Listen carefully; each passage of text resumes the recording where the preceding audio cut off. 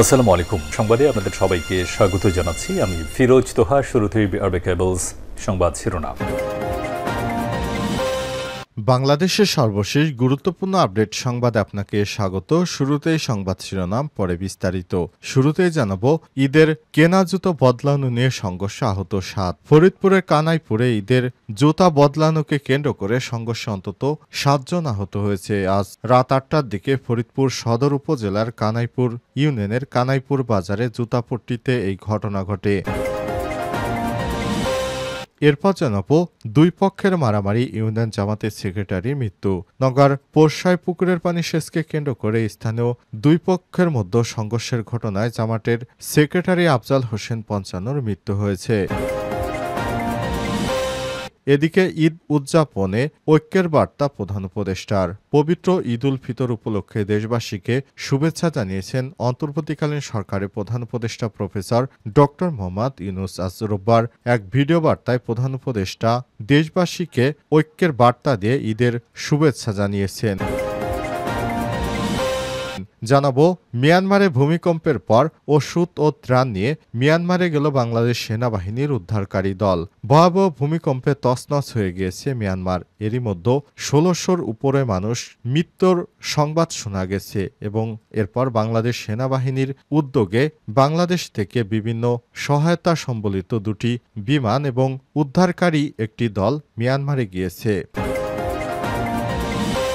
এদিকে হবিগঞ্জে সেনাবাহিনীর হাতে দুই মাদক কারবারি গ্রেপ্তার। হবিগঞ্জ শহরের অভিযান চালিয়ে দুইজন মাদক কারবারিকে আটক করেছে সেনাবাহিনী। আজ সেনাবাহিনীর হবিগঞ্জ সদর ক্যাম্পের একটি দল গোপন সংবাদের ভিত্তিতে অভিযান চালিয়ে শহরের বাস স্ট্যান্ড ও রিসি এলাকা থেকে তাদেরকে আটক করে। এবং সর্বশেষ জানাবো, মহারাষ্ট্রে মসজিদে বিস্ফোরণ, এলাকায় আতঙ্ক।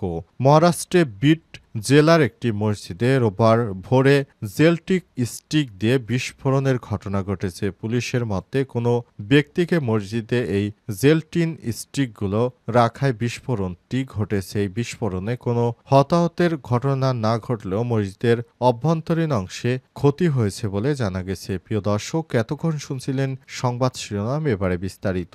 তবে তার আগে বন্ধুরা, অনুরোধ থাকবে সংবাদটিতে একটি লাইক দিন। এই চ্যানেলে আপনি নতুন হয়ে থাকলে আমাদের সংবাদটি দেখতে দেখতে চ্যানেলটি সাবস্ক্রাইব করে রাখুন। কমেন্ট করে বন্ধুরা আপনার মূল্যবান মতামত জানিয়ে দিন আপনি বিশ্বের কোন দেশ থেকে বা বাংলাদেশের কোন স্থান থেকে আমাদের সংবাদটি দেখছেন এবং শুনছেন। এবারে বিস্তারিত। ঈদের কেনা জুতা বদলানো নিয়ে সংঘর্ষে আহত ৭। ফরিদপুরের কানাইপুরে ঈদের জুতা বদলানোকে কেন্দ্র করে সংঘর্ষে অন্তত ৭ জন আহত হয়েছে। শনিবার গভীর রাতে ৮:৩০টার দিকে ফরিদপুর সদর উপজেলার কানাইপুর ইউনিয়নের কানাইপুর বাজারে জুতাপট্টিতে ঘটনা ঘটে। জানা গেছে, কানাইপুর ইউনিয়ন রনকাইল গ্রামের বাসিন্দা মোহাম্মদ খানের ছেলে সাইদ খান ৩৫ ও কানাইপুর বাজারে জুতাপট্টি এলাকার রহমত ব্যাপারী মালিকানাধীন রহমত শু স্টোর থেকে এক জোড়া জুতা কেনেন। পরে রাত ৮টার দিকে তিনি ওই জুতা বদলাতে গেলে দোকানদারের সঙ্গে কথা কাটাকাটি হয়। এক পর্যায়ে দোকানদার ওই ক্রেতাকে মারধর করেন। এর জেরে ওই ক্রেতা রাত ৮:৩০টার দিকে তার লোকজন নিয়ে এসে দোকানে হামলা চালাতে যান। এ সময় ওই ক্রেতার লোকজন এবং ব্যবসায়ীদের মধ্যে সংঘর্ষের ঘটনা ঘটে। সংঘর্ষে উভয় পক্ষে ৭ জন আহত হয়েছে। গুরুতর আহত ২ জনকে ফরিদপুর মেডিকেল কলেজ হাসপাতালে ভর্তি করা হয়েছে। কানাইপুর বাজার বণিক সমিতির সাধারণ সম্পাদক তুষার খান বলেছেন, জুতা পাল্টানোকে কেন্দ্র করে সংঘর্ষের ঘটনা ঘটেছে। পরে পুলিশ এসে পরিস্থিতি নিয়ন্ত্রণে আনেন। কানাইপুর ইউনিয়নের সাবেক ইউপি চেয়ারম্যান বেলায়েত হোসেন বলেছেন, জুতা বদলানো নিয়ে সংঘর্ষের ঘটনা ঘটে। প্রথমে দোকানদার ক্রেতাকে মারধর করে, পরে ক্রেতা লোকজন নিয়ে ওই দোকানে চড়াও হলে সংঘর্ষ শুরু হয়। ফরিদপুর কোতোয়ালি থানার ভারপ্রাপ্ত কর্মকর্তা ওসি মোহাম্মদ আসাদুজ্জামান বলেছেন, খবর পেয়ে ঘটনাস্থলে পৌঁছে পরিস্থিতি নিয়ন্ত্রণে আনা হয়। অভিযোগ পেলে প্রয়োজনীয় আইনগত ব্যবস্থা গ্রহণ করা হবে। দুই পক্ষের মারামারি, ইউনিয়ন জামাতের সেক্রেটারির মৃত্যু। নগর পোরশায় পুকুরের পানি সেচকে কেন্দ্র করে স্থানীয় দুই পক্ষের মধ্যে মারামারির ঘটনায় ইউনিয়ন জামাতের সেক্রেটারি আফজাল হোসেন ৫৫-র মৃত্যু হয়েছে। রোববার ৩০শে মার্চ দুপুরে রাজশাহী মেডিকেল কলেজ হাসপাতালে চিকিৎসাধীন অবস্থায় তার মৃত্যু হয়। নিহত আফজাল উপজেলার গাঙ্গুরিয়া ইউনিয়ন জামাতের সেক্রেটারি ও বরগুন্দাইল নওপাড়া গ্রামের আব্দুল হামিদের ছেলে। পুলিশ সূত্র থেকে জানা গেছে, গত ২৭শে মার্চ বিকেলে বরগুন্দাইল নওপাড়া মালতীপুর ও কাদিপুর জামে মসজিদে লিজ নেয়া পুকুরে পানি সেচকে কেন্দ্র করে স্থানীয় দুই পক্ষের মধ্যে সংঘর্ষ বাধে। এতে প্রতিপক্ষের লোকজনের মারপিটে আফজাল হোসেন গুরুতর আহত হলে তাকে উদ্ধার করে প্রথমে উপজেলা স্বাস্থ্য কমপ্লেক্সে নেওয়া হয়। সেখানে তার অবস্থার অবনতি হলে উন্নত চিকিৎসার জন্য তাকে রাজশাহী মেডিকেল কলেজ হাসপাতালে ভর্তি করা হলে কর্তব্যরত চিকিৎসক তাকে মৃত ঘোষণা করেছেন। পোরশা থানার ভারপ্রাপ্ত কর্মকর্তা ওসি আবু বকর সিদ্দিক ঘটনার সত্যতা নিশ্চিত করে জানান, এই ঘটনায় নিহতের ছোট ভাই আলফাজ হোসেন বাদী হয়ে ৭ জনের নাম উল্লেখ করে আরও একটি অজ্ঞাতনামা এবং ৮ থেকে ১০ জনের বিরুদ্ধে থানায় একটি অভিযোগ দায়ের করেছে। অভিযোগের ভিত্তিতে পুলিশ তদন্ত করছে এবং প্রয়োজনীয় ব্যবস্থা গ্রহণ করার জন্য পুলিশ তাদেরকে প্রতিশ্রুতি দিয়েছে।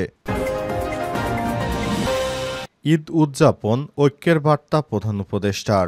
ঈদ উল ফিতর উপলক্ষে দেশবাসীকে শুভেচ্ছা জানিয়েছেন প্রধান উপদেষ্টা প্রফেসর ড মোহাম্মদ ইউনূস। রোববার এক ভিডিও বার্তায় প্রধান উপদেষ্টা বলেছেন, সকলকে আনন্দময় ঈদ মোবারক জানাচ্ছি। আশা করি ঈদের সময় আপনারা শান্তিপূর্ণভাবে আমাদের বাড়িতে যেতে পারবেন এবং আপনাদের পরিবারের সঙ্গে ঈদের আনন্দ উদযাপন করতে পারবেন। এ সময় তিনি আরও বলেছেন, জনগণকে তাদের আত্মীয় স্বজনের কবর জিয়ারত করা, দারিদ্র পরিবারগুলোর খোঁজ খবর নেওয়া এবং তাদের ভবিষ্যৎ কিভাবে উন্নতি করা যায় সে সম্পর্কে চিন্তা ভাবনা করার আহ্বান জানান। অধ্যাপক ড মোহাম্মদ ইউনূস বলেছেন, আপনারা আপনাদের সন্তানদের আত্মীয় স্বজনের সঙ্গে পরিচয় করিয়ে দিন, এটাই আমার ইচ্ছা।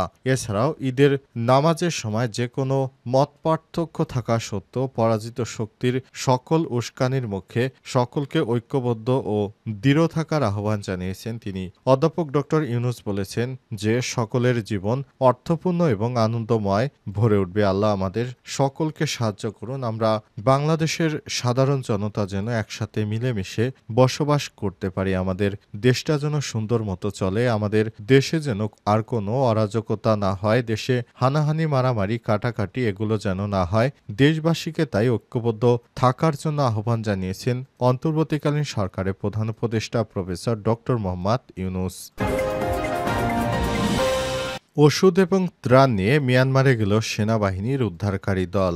ভয়াবহ ভূমিকম্পে তছনছ মিয়ানমার। এরই মধ্যে ১.৫ সহস্রাধিক মরদেহ উদ্ধার করা হয়েছে। চারদিকে ধ্বংসস্তূপ। ভূমিকম্পে ক্ষতিগ্রস্ত মানুষকে মানবিক এবং চিকিৎসা সহায়তা দিতে সেনাবাহিনীর একটি উদ্ধারকারী দল মিয়ানমারে রওনা দিয়েছে। ক্ষতিগ্রস্ত মানুষকে মানবিক ও চিকিৎসা সহায়তা দিতে মিয়ানমারে রওনা হয়েছে বাংলাদেশ সশস্ত্র বাহিনীর একটি উদ্ধারকারী অভিযানিক দল। রোববার ৩০শে মার্চ বাংলাদেশ সেনাবাহিনী তার অফিসিয়ালি ফেসবুক পেজে সংক্রান্ত এই তথ্য ও ছবি শেয়ার করেছে। এর আগে গতকাল আন্তঃবাহিনী জনসংযোগ পরিদপ্তর আইএসপিআর এর এক সংবাদ বিজ্ঞপ্তিতে জানানো হয়েছিল, ভূমিকম্পে ক্ষয়ক্ষতির প্রেক্ষিতে জরুরি ভিত্তিতে ঔষধ, ত্রাণ সামগ্রী উদ্ধার এবং মেডিকেল সহায়তা প্রদানের বিশেষ বিমানে মিয়ানমারে যাচ্ছে বাংলাদেশ সশস্ত্র বাহিনীর একটি উদ্ধারকারী দল। প্রধান উপদেষ্টার নির্দেশে বাংলাদেশ সেনাবাহিনীর নেতৃত্বে জরুরি ভিত্তিতে ত্রাণ সামগ্রী হিসেবে ঔষধ, শুধু শুকনো খাবার এবং চিকিৎসা সেবা প্রদানের জন্য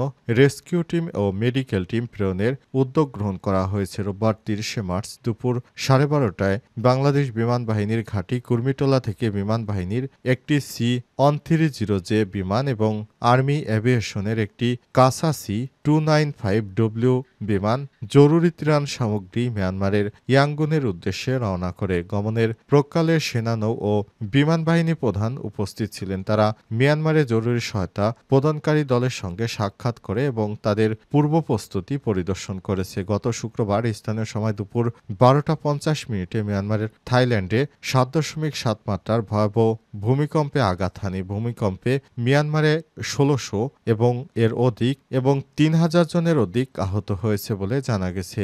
মিয়ানমারে বিভিন্ন অঞ্চলে খাদ্যপানি, বাসস্থান সংকট সহ জরুরি বিভিন্ন সমস্যা দেখা দিয়েছে। এই সমস্যাগুলো সমাধানে বাংলাদেশ সেনাবাহিনী মিয়ানমারকে এই সহায়তা পাঠানোর ব্যাপারে তারা একমত হয়েছে। এরপর অন্তর্বর্তীকালীন সরকারের প্রধান উপদেষ্টা প্রফেসর ড. মোহাম্মদ ইউনূসের নির্দেশে এই ত্রাণ সামগ্রী মিয়ানমারের উদ্দেশ্যে সেনাবাহিনীর একটি চৌকস উদ্ধারকারী দল গিয়েছে। সেখানে ভিজিট করতে গিয়েছিলেন সেনাপ্রধান জেনারেল ওয়াকারুজ্জামান এবং সেখানে আরও ছিলেন বাংলাদেশ বিমান বাহিনী প্রধান নাজমুল হাসান এবং নৌবাহিনী প্রধান সহ আরও বেশ কয়েকজন। এ সময় সেনাবাহিনী প্রধান জেনারেল ওয়াকারুজ্জামান জানিয়েছেন, আমরা সাধ্যমতো আমাদের প্রতিবেশী রাষ্ট্রকে তাদের বিপদকালীন সময়ে আমরা সহায়তা করব, এটি আসলে মানবিক দিক থেকে। এরপর তাদের সঙ্গে আমরা যোগাযোগ রাখছি, যে কোনো ধরনের অপ্রীতিকর ঘটনা এড়াতে সেনাবাহিনীর চৌকস দল আবারও মিয়ানমারকে সহায়তা করতে প্রস্তুত। মিয়ানমারের সাধারণ জনগণের জানমাল নিরাপত্তায় এই ধরনের পদক্ষেপ গ্রহণ করেছে বাংলাদেশের অন্তর্বর্তীকালীন সরকার, কারণ যে কোনো দুর্যোগের পরবর্তী সময়ে যদি দ্রুত সময়ে সেখানে উদ্ধার অভিযান চালানো যায় তাহলে প্রাণহানি অনেক অংশে কমে যায়।